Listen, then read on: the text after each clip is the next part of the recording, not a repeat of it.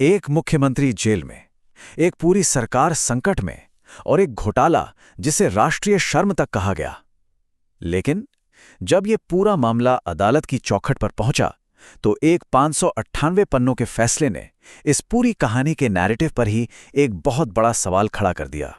तो ये कहानी आखिर है क्या? चलिए इस पूरे मामले की तह तक चलते हैं। हम हाई प्रोफाइल गिरफ्तारियों से शुरू करेंगे, फिर कोर्ट के उस ऐतिहासिक 598 पन्नों के फैसले को समझेंगे और आखिर में ये भी देखेंगे कि ये कानूनी लड़ाई अभी तक खत्म क्यों नहीं हुई है।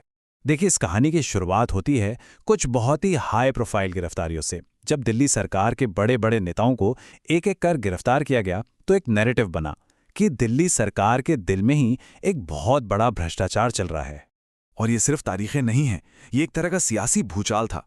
सोचिए, एक साल के अंदर अंदर दिल्ली सरकार के दो सबसे बड़े चेहरे, पहले डिप्टी सीएम और फिर खुद सीएम, कथित शराब घोटाले के मामले में सलाखों के पीछे थे। और अभियोजन पक्ष यानी कि सीबीआई ने इस मामले को बहुत गंभीरता से पेश किया। उन्होंने इसे सिर्फ एक घोटाला नहीं बल्कि राष्ट्रीय शर्म करार दिया। मतलब एक ऐसी सोची समझी साजिश जिसने देश की राजधानी को शर्मसार कर दिया। लेकिन फिर 27 फरवरी 2024 को एक ऐसा मोड़ आया जिसकी उम्मीद शायद किसी को नहीं थी। निचली अदालत ने 598 पन्नों का एक ऐसा फैसला सुनाया जिसने इस राष्ट्रीय शर्म वाले पूरे नैरेटिव को ही कटघरे में खड़ा कर दिया। 598 पन्ने, ये सिर्फ एक नंबर नहीं है। ये दिखाता है कि जज साहब ने सीबीआई की तरफ से पेश किए गए हर एक सबूत, हर एक दलील और हर एक गवाह को कितनी बारीकी से परखा।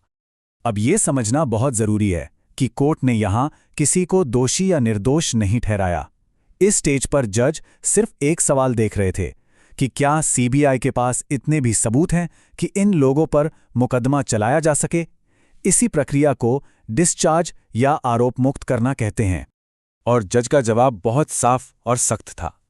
कोर्ट ने कहा कि जो सबूत पेश किए गए हैं वो गंभीर संदेह तक पैदा नहीं कर पा रहे हैं। और तो और कोर्ट ने सीबीआई के केस को पूरी तरह से अविश्वसनीय बताया। ये किसी भी जांच एजेंसी के लिए बहुत बहुत बड़ी बात है। तो सवाल उठता है कि सीबीआई के सबूत इतने कमजोर क्यों लगे कोर्ट को। चलिए एक एक करके देखते हैं कि कैसे अभियोजन पक्ष का मामला ताश के पत्तों की तरह ढह गया। जज ने सीबीआई की जांच पर जो टिप्पणी की वो सुनने लायक है। उन्होंने कहा कि ऐसा लगता है जैसे अलग अलग बिखरे हुए टुकड़ों को जबरदस्ती एक साथ सिलकर एक बहुत बड़ी साजिश की तस्वीर बनाने की कोशिश की गई है, जबकि उन टुकड़ों को जोड़ने वाला कोई कानूनी सबूत है ही नहीं। कोर्ट ने एक एक करके सीबीआई के हर बड़े दावे को खारिज कर दिया। कोर्ट ने कहा कि कोई ठोस मनी ट्रेल नहीं मिला, नीति बनाने की प्रक्रिया में कोई हेराफेरी साबित नहीं हुई, और जो भी केस बनाया गया है वो सिर्फ अनुमानों पर आधारित है, ठोस सबूतों पर नहीं। और यहीं पे गंभीर संदेह का एक कानूनी सिद्धांत बहुत अहम हो जाता है। इसका मतलब है कि किसी पर मुकदमा चलाने के लिए सिर्फ शक काफी नहीं है। शक मजबूत होना चाहिए, गंभीर होना चाहिए और सबूतों पर आधारित होना चाहिए। अगर सबूत कमजोर हैं तो किसी को मुकदमे की लंबी और थका देने वाली प्रक्रिया से गुजारना ही अन्याय है। अब आते हैं इस केस के एक और बहुत ही विवादित पहलू पर, यानी कि सरकारी गवाह, जिन्हें अप्रूवर भी कहते हैं। सीबीआई का केस काफी हद तक इन्हीं की गवाही पर टिका था। इस टेबल को देखिए, ये अपने आप में एक कहानी कहती है। खासकर टाइमिंग पर गौर कीजिएगा। एक बड़ा आरोपी गिरफ्तार होता है, गिरफ्तारी के कुछ ही दिन बाद उसकी कंपनी एक राजनीतिक पार्टी को चंदा देती है, फिर वो सरकारी गवाह बन जाता है और उसके बाद उसकी कंपनी एक और कहीं बड़ा चंदा देती है। कोर्ट ने इस पूरे पैटर्न को नजरअंदाज नहीं किया।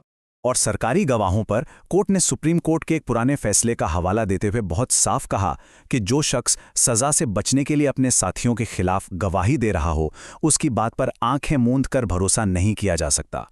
उसकी गवाही को स्वाभाविक रूप से असुरक्षित माना जाता है जब तक कि उसको साबित करने के लिए कोई और मजबूत अलग से सबूत न हो।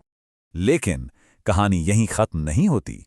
निचली अदालत का फैसला आते ही सीबीआई ने इसे दिल्ली हाई कोर्ट में चुनौती दे दी। तो अब हाई कोर्ट में एक बुनियादी कानूनी बहस छिड़ गई है। निचली अदालत का कहना है कि सबूत इतने कमजोर हैं कि मुकदमा चलाने का कोई आधार ही नहीं बनता। वहीं सीबीआई कह रही है कि सबूतों की गहराई से जांच करना ट्रायल का काम है, चार्ज फ्रेम करने के स्टेज का नहीं। और निचली अदालत के जज ने एक तरह का मिनी ट्रायल करके अपनी शक्तियों का उल्लंघन किया है। और हाई कोर्ट ने सीबीआई की दलील को सुना भी है। पहली ही सुनवाई में हाईकोर्ट ने निचली अदालत की जांच अधिकारी के खिलाफ की गई सख्त टिप्पणियों पर रोक लगा दी है। ये एक साफ संकेत है कि ये कानूनी लड़ाई अभी और लंबी चलने वाली है। तो ये सब हमें कहाँ लाकर खड़ा करता है? एक तरफ निचली अदालत का 598 पन्नों का विस्तृत फैसला है और दूसरी तरफ जांच एजेंसी की अपील। हमारे सामने दो बिल्कुल अलग अलग कानूनी व्याख्याएं हैं। निचली अदालत के जज ने अपनी बात इन बहुत ही शक्तिशाली शब्दों के साथ खत्म की थी। उन्होंने कहा कि जब आपके पास पर्याप्त सबूत ना हो तो किसी को मुकदमे की कठोर प्रक्रिया से गुजारना ही अपने आप में न्याय का मजाक उड़ाने जैसा है। ये जांच एजेंसियों की जवाबदेही तय करने वाला एक बहुत बड़ा बयान है। तो सवाल यही है कि सच्चाई क्या है? क्या ये वाकई एक राष्ट्रीय शर्म वाला घोटाला था जिसके सबूत अदालत में टिक नहीं पाए, या फिर ये एक ऐसी कहानी थी जिसकी बुनियाद ही कमजोर थी? इस कहानी का आखिरी पन्ना लिखा जाना अभी बाकी है।